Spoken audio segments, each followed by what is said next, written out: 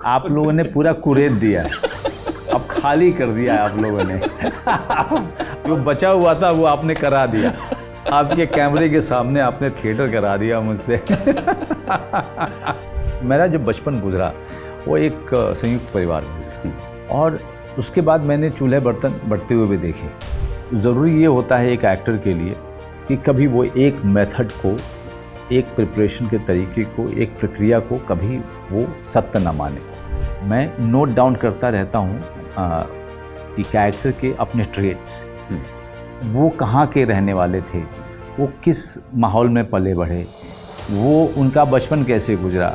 मुझे पता है कि कविता पाठ अगर आप रोज़ करें तो आपको रिदम की, सुर की, पॉजेस की, शब्दों की, इन सब चीज़ों की जो जानकारी मिलती है वो अभिनय के लिए सर्वोत्तम है।